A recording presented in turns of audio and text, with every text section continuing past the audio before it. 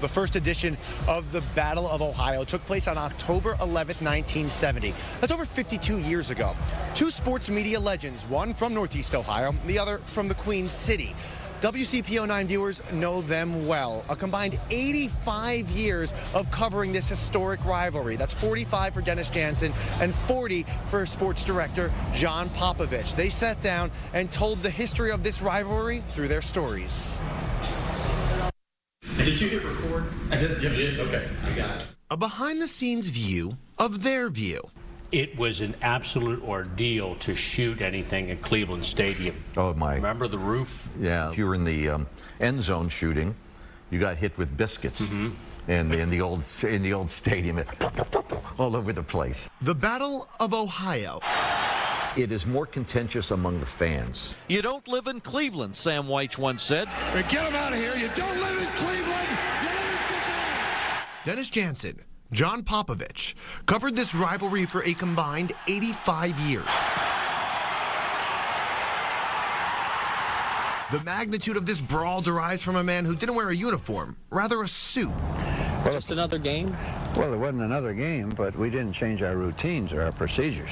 The Browns' namesake and the Bengals' founder. Paul Brown with the Browns, Paul Brown with the Bengals.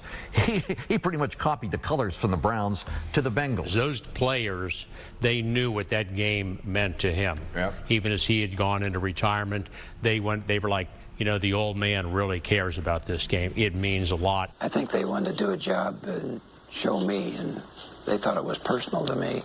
And I told them before the game that it was not that to go out and play it for their team. Remember Paul Brown walking through the locker room after the game, just smiling, eyes patting him on the back, and he was beaming. And that was kind of unusual for Paul to even do that sort. But I thought, man, you could see this meant a lot to him.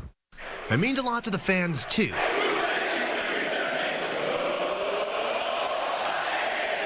Not because of differences, but similarities. I think both the fans from Cleveland and Cincinnati both are used to being backseated.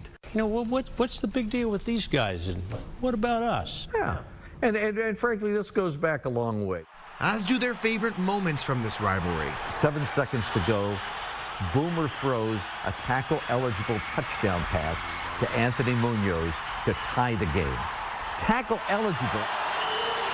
What confused so many people was I think they failed to realize that Anthony had been an all Pac-10 shortstop at USC. Memories from the early days against the old Browns. Brian Sipe sticking it to the Bengals. Oh, my.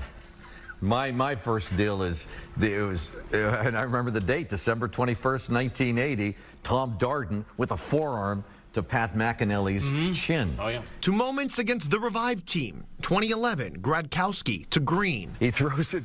AJ's wide open by 20 yards, catches it, 41-yard touchdown, and the Bengals go ahead. Although the stars have changed, one thing remains the same. They want to beat the hell out of them, too.